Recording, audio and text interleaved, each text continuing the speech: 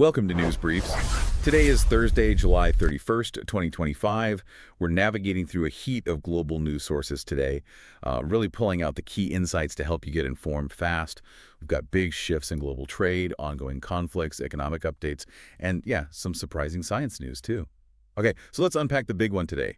U.S. tariffs. What's actually happening right now in this very complex area? It's definitely moving fast.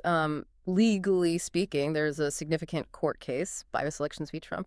It's challenging the president's power to use a 1977 economic emergency law for these tariffs. I mean, this could really change things for future presidents and trade policy. Wow, okay. A fundamental legal challenge.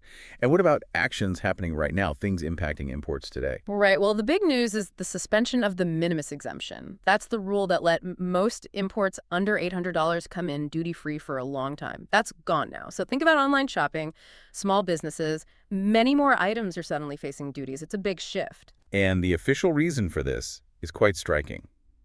It's not just about local industry, is it? They're citing fentanyl smuggling. That's the stated justification, yes.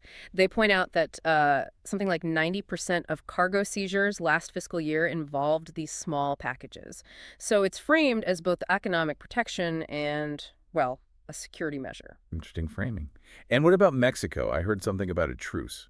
Sort of a partial truce. They've agreed on a 90-day pause for most of the threatened new tariffs, but, and this is important, so specific tariffs are still in place.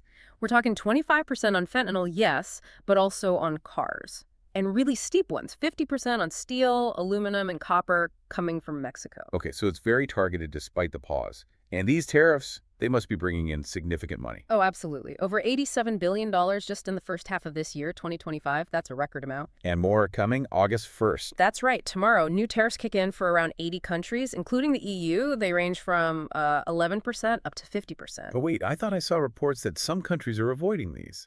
You did. Why? Well, it's complicated.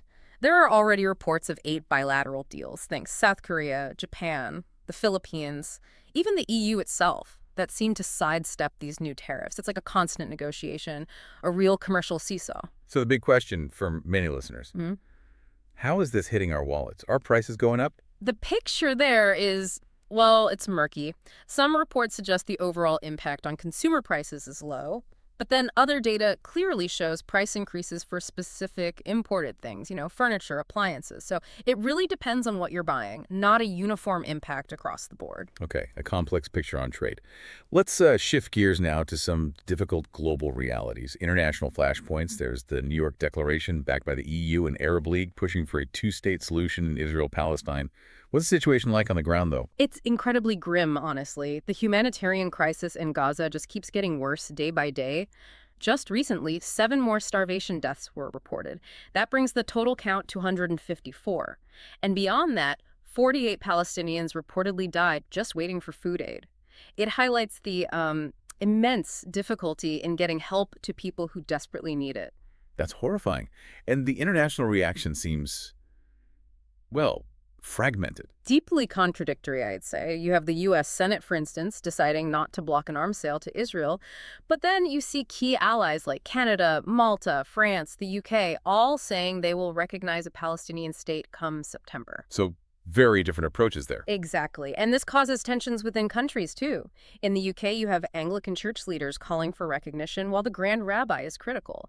And tragically, the violence continues. We keep seeing reports of settler attacks on Christian communities in the West Bank, specifically mentioning Taipei recently. Beyond the Middle East, any other areas of rising tension we should be watching? Yes, definitely keep an eye on West Africa. There's a growing competition for influence between the U.S. and Russia, especially in the Sahel region, but also creeping towards the coastal states. Russia's been solidifying ties, like ratifying a military pact with Togo. The U.S., meanwhile, is trying hard to shore up its alliances along the coast. It's a strategic chessboard there. Okay. And just briefly, Thailand accused Cambodia of breaking a ceasefire, and also a powerful earthquake hit Kamchatka in Russia. That triggered tsunami alerts, causing evacuations in parts of Japan, Hawaii, and even Alaska. Right, quite a bit happening globally. Let's bring it back home now to the U.S. economy. How are the latest numbers looking? What's the pulse? Actually, some somewhat positive signals recently. The Q2 GDP growth figures came in better than expected. It was an annual real rate of 3.0%. That's a pretty significant turnaround after the previous quarter was negative, so that's encouraging. And inflation. Still the big worry. Well, for June, the main CPI number was up 0.3% for the month. That puts the annual rate at 2.7%.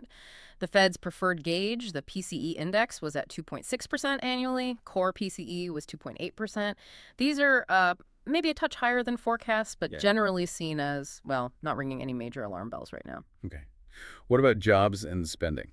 The labor market still looks pretty solid overall. Right. Unemployment did nudge up slightly in June by 0.1% to 4.1%, and consumer spending is still growing, but it seems to be slowing down a bit. Not falling, but less robust growth. Okay. Now, a sharp pivot to the environment. It feels like there's a real tug-of-war going on between regulation and, well, deregulation. That's a very accurate way to put it, yeah. On one side, you have legal pressure demanding the government actually apply the 2024 methane standards for the oil and gas industry. The administration has been delaying that. But on the other hand, What's really fascinating and potentially huge is the administration proposing to revoke the EPA's 2009 endangerment finding. That's the finding that legally established greenhouse gases as a threat, and it's basically the foundation for a lot of climate regulations we have. so if they revoke that finding, what happens? What are the potential consequences? Well, it could open the door to rolling back lots of emissions limits, think rules for cars, power plants. It removes the core legal justification. And are we seeing shifts in government support too? Reports suggest yes. A noticeable shift in fiscal incentives. Seems to be less support going towards energy efficiency, renewables, electric vehicles, and conversely, potentially more support for fossil fuels and biofuels.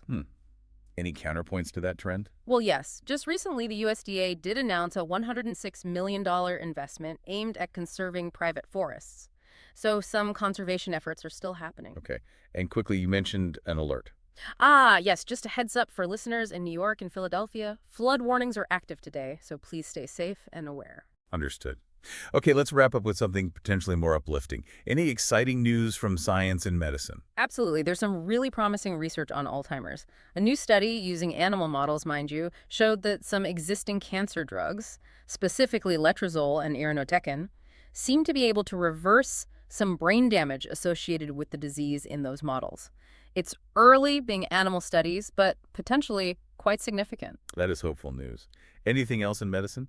Yes, the FDA just gave the green light to something called the set point system. It's a new kind of device using vagus nerve neurostimulation. It's approved for treating moderate to severe rheumatoid arthritis, offering a non-drug option for some patients. Interesting. And also, positive phase 3 trial results came out for a new drug targeting a specific kind of advanced breast cancer. So progress on multiple fronts offering new possibilities. Okay, so looking back at everything we've covered, Where? it's a lot. Complex tariff policies, really difficult global conflicts, shifts in the economy, and these major medical steps forward. Yeah, and if you try to connect the dots, one thing that really stands out, I think, is how fragmented the information can be, sometimes even contradictory, like we saw with the reports on tariff impacts, and how that fragmented picture shapes, well, how we understand things and how decisions get made in this incredibly connected, complex world. So maybe that leaves a question for you to think about.